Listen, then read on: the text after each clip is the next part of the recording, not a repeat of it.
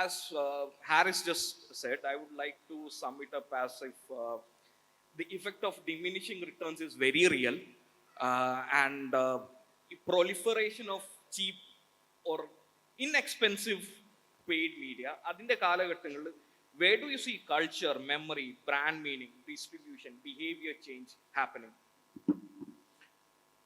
ഇപ്പം ഈ ബ്രാൻഡ് അല്ലെങ്കിൽ കൾച്ചറൽ ചേഞ്ച് എന്നൊക്കെ പറയുന്നത് നമ്മൾ ഈ മീഡിയ സ്പെസിഫിക് ആയിട്ടാണ് ചർച്ചകൾ നടക്കുന്നത്. സത്യത്തിൽ ഈ ചർച്ചകളൊന്നും മീഡിയ സ്പെസിഫിക് ആയിട്ട് നടക്കേണ്ട ഒരു സാധനമല്ല. കാരണം ഇപ്പം നമ്മൾ ആദ്യമായിട്ട് പ്രിൻറ്റിംഗ് ബസ് വരുന്ന ഒരു 15-ാം നൂറ്റാണ്ടിൽ അതിനുശേഷം ഇങ്ങോട്ടുണ്ടായ ഒരു ഡെവലപ്മെൻറ്റ്. ഞാൻ ഇന്നലെ വേറൊരു ആവശ്യത്തിന് വേണ്ടിയിട്ട് ചർച്ച ചെയ്തപ്പോൾ 1964 തന്നെ സോഷ്യൽ മീഡിയ വരുന്നുണ്ട്. 2003 2004 ഫേസ്ബുക്ക് സ്റ്റാർട്ട് ചെയ്തു. 2003 Vijay Mallya Kingfisher calendar start ചെയ്യുന്നത്. കിങ് ഫിഷർ കലണ്ടർ ആ ഒരു സീസണിൽ നമ്മൾ ഏറ്റവും വെയിറ്റ് ചെയ്ത് നിന്ന ഒരു കോണ്ടൻ്റ് ആയിരുന്നു. ഓക്കെ, അന്ന് നമ്മൾ പറയുന്ന ഫേസ്ബുക്ക് ഒന്നുമില്ല. അപ്പം 2003 തുടങ്ങി 2021 വരെ എല്ലാ വർഷവും കിങ് ഫിഷർ കലണ്ടർ ഇറക്കി. ന്യൂഡ് മോഡൽസിനെ വെച്ചിട്ട് ചെയ്യുന്ന വളരെ രസകരം. ഈ കലണ്ടറിന് വേണ്ടി കാത്തിരുന്ന ഒരു ഇന്ത്യ ഉണ്ട്. നമുക്കതിനെ എങ്ങനെ വേണമെങ്കിലും ഡിഫൈൻ ചെയ്യാം. പക്ഷേ ഈ കണ്ടൻറ്റിന് വേണ്ടിയിട്ട് എല്ലാ വർഷവും നവംബറിൽ NDTVയുടെ ഗുഡ് ടൈംസ് പറഞ്ഞ പ്രോഗ്രാമിൽ 14 എപ്പിസോഡുകളായിട്ട് സ്ക്രീൻ ചെയ്ത് വന്ന ഈ പ്രോഗ്രാമിന് വേണ്ടിയിട്ട് ആളുകൾ കാത്തുന്നു. അങ്ങനെയാണ് ഒരു പക്ഷേ വിജയ് മല്യനെ എന്താ പറയുക കിങ് ഓഫ് ഗുഡ് ടൈംസ് എന്ന് പറയുന്ന ഒരു ടേമിലേക്കൊക്കെ കൊണ്ടുവരും. അപ്പോൾ ഈ കൺസിസ്റ്റൻ്റ് ആയിട്ട് 2003 മുതൽ 2021 വരെ ആളുകളെ ഇക്കിളിപ്പെടുത്തുന്ന ഒരു കണ്ടൻറ്റ് കിങ് ഫിഷർ ഡെവലപ്പ് ചെയ്യുന്നു. ആളുകളെ ഇക്കിളിപ്പെടുത്തുക എന്ന് ഞാൻ പറയുമ്പോൾ ഞാൻ വളരെ പ്രാക്ടിക്കലായിട്ട് കോണ്ടൻറ്റിനെ സമീപിക്കുകയും നമ്മൾ ജനത്തിന് വേണ്ട കോണ്ടൻറ്റ് ഡെവലപ്പ് ചെയ്യാൻ പറ്റിക്കഴിഞ്ഞാൽ അതിൻ്റെ ഓഡിയൻസ് ഉണ്ടാവുമെന്ന് വിശ്വസിക്കുന്നതാണ് ഏത് കാലഘട്ടത്തിലും. ഞാൻ എൻ്റെ കരിയറിൻ്റെ തുടക്കത്തിൽ ഞാൻ ഫസ്റ്റ് ക്ലാസ്സിലേക്ക് കയറി ചെന്നപ്പോൾ കേരളത്തിലെ വളരെ പ്രസിദ്ധനായ ഒരു കോണ്ടൻറ്റ് സ്ട്രാറ്റജിസ്റ്റ് എന്നോട് പറഞ്ഞ ഒരു വാചകം ഞാൻ മറക്കില്ല. നിങ്ങൾ ഒരു നിങ്ങൾക്ക് എന്തറിയാം എന്നതിൽ യാതൊരു പ്രസക്തിയുമില്ല. ഞാൻ പഠിച്ചത് എക്കണോമിക് ടൈംസ് ആയിരിക്കും, ഞാൻ ഷേക്സ്പിയറിനെ പഠിച്ചിട്ടുണ്ടാവും, ഞാൻ ചിലപ്പം പഠിച്ചിട്ടുണ്ടാവുക വലിയ പൊളിറ്റിക്കൽ തിയറീസ് ആയിരിക്കും. പക്ഷെ നിങ്ങളുടെ മുന്നിലിരിക്കുന്ന ഓഡിയൻസിനോട് കമ്മ്യൂണിക്കേറ്റ് ചെയ്യാൻ പറ്റുന്ന ഭാഷയിൽ കമ്മ്യൂണിക്കേറ്റ് ചെയ്യാൻ പറ്റിക്കഴിഞ്ഞാൽ നിങ്ങളുടെ സ്റ്റോറി എത്തും.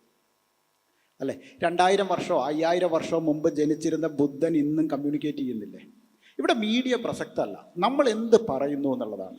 ഏത് ബ്രാൻഡിനും അത്രയേ ഉള്ളൂ. ഒരു ബ്രാൻഡിനെ റെലവൻ്റ് ആക്കുന്നത് സ്റ്റോറി മാത്രമാണ്. നിങ്ങൾ ഇപ്പം ഞാൻ കിങ് ഫിഷറിൻ്റെ എക്സാമ്പിൾ പറഞ്ഞു. കിങ് ഫിഷറിനെ ഡിഫൈൻ ചെയ്തത് ഇത്തരം സ്റ്റോറികളാണ്. അതിലൂടെ വന്നിട്ടുള്ള ദീപിക പദിക്കോണായാലും കത്രീന കൈഫ് ആയാലും ഒക്കെ കിങ് ഫിഷറിൻ്റെ മോഡലായിട്ട് വരികയും ഇന്ന് ഇന്ത്യയിലെ ഏറ്റവും വലിയ ബ്രാൻഡുകളെ പുള്ളി ചെയ്യുന്ന ബ്രാൻഡ് അംബാസഡറായി മാറുകയും ചെയ്യുന്നുണ്ട്. അപ്പോൾ ശരിക്കും വിജയ് മല്യൻ്റെ കോണ്ടന്റ് ഡെവലപ്മെൻറ്റിൻ്റെ ഒരു സ്കില്ലുണ്ടല്ലോ. അപ്പം നമ്മൾ ഏത് മീഡിയ എന്ന് ആദ്യം മറക്കുക, എന്ത് കോണ്ടന്റ് എൻ്റെ ഓഡിയൻസിന്. അത് ഇപ്പോൾ പെയ്ഡ് മീഡിയ, നിങ്ങൾ നേരത്തെ ചോദിച്ച ചോദ്യമുണ്ട്. ഞാൻ പെയ്ഡ് മീഡിയയിൽ വിശ്വസിക്കാത്ത ആളാണ്. ഞാൻ പെയ്ഡ് ചെയ്യാൻ ആർക്കും പറ്റും. ഈ പെയ്ഡ് മാർക്കറ്റിംഗ് എന്ന് പറയുന്ന സാധനത്തെ ഓവർകം ചെയ്യാൻ ഓരോ സെക്കൻഡിലും ട്രൈ ചെയ്യുന്ന ആളാണ്. പരസ്യം കൊടുക്കാതെ എങ്ങനെ ബ്രാൻഡ് ഉണ്ടാക്കാം എന്ന് മാത്രം. എൻ്റെ മുന്നിൽ വരുന്ന ഒരാളോട് പെയ്ഡ് മാർക്കറ്റിംഗ് നിങ്ങളുടെ കയ്യിൽ 1 കോടി രൂപ ഉണ്ടെങ്കിൽ ബ്രാൻഡ് ഉണ്ടാക്കി തരാം എന്ന് പറയുന്ന വളരെ എളുപ്പമുള്ള പരിപാടിയാണ്. പെയ്ഡ് മാർക്കറ്റിംഗ് ഇല്ലാതെ നിങ്ങൾക്ക് ഓർഗാനിക്കായിട്ട് എങ്ങനെ നിങ്ങളുടെ ബ്രാൻഡിനെ ബിൽഡ് ചെയ്യാൻ പറ്റും?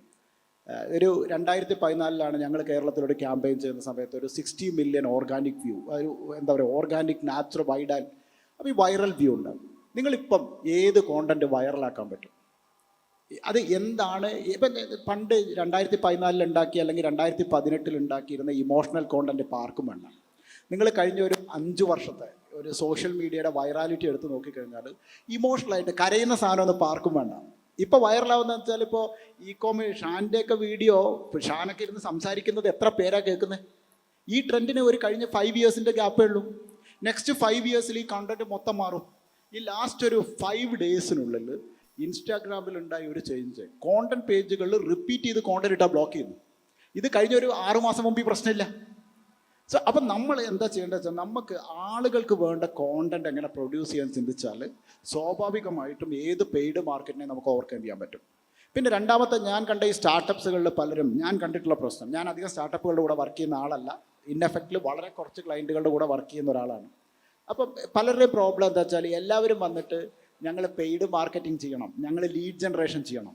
Lead generation is one part of the story. അതിനെ ഞാൻ മാർക്കറ്റിംഗ് പോലും പറയുന്നില്ല, അതൊരു സെയിൽസ് ആക്ടിവിറ്റി ആയിട്ട് ഞാൻ കാണുന്നുള്ളൂ. You are acquiring the lead, അത് മാർക്കറ്റിംഗ് അല്ല. ലീഡ് ജനറേഷൻ ഒരിക്കലും മാർക്കറ്റിംഗ് അല്ല, അങ്ങനെ തെറ്റിദ്ധരിക്കാൻ വേണ്ട. ലീഡ് ജനറേഷൻ അല്ലാത്ത ഐഡിയ പറയും. നിങ്ങളുടെ ബ്രാൻഡ് കേട്ടിട്ട് ആളുകൾ ഇൻബൗണ്ട് എൻക്വയറി കൊണ്ടുവരുന്നത് അതിലേക്ക് നിങ്ങൾ ചിന്തിച്ച് നോക്കി, ഈ സിറ്റുവേഷൻ മൊത്തം മാറും. നിങ്ങൾ ഒരു ഡിസിഷൻ എടുത്ത് നോക്ക്, ഞാൻ ഇന്ന് മുതൽ ലീഡ് ജനറേഷൻ ചെയ്യൂല. If you are courage enough, ഞാൻ ഒരു ലീഡ് ജനറേഷൻ ക്യാമ്പയിനും ചെയ്യാതെ ഇനി മുന്നോട്ട് പോകുള്ളൂ എന്ന് തീരുമാനിച്ചാൽ തീരുന്ന പ്രശ്നമേ ഉള്ളൂ. എന്നിട്ടും ആളുകൾ വരുമോ? അങ്ങനത്തെ ഒരു സ്ട്രാറ്റജി ഡെവലപ്പ് ചെയ്യാൻ പറ്റുമോ? And that's how I think about paid marketing.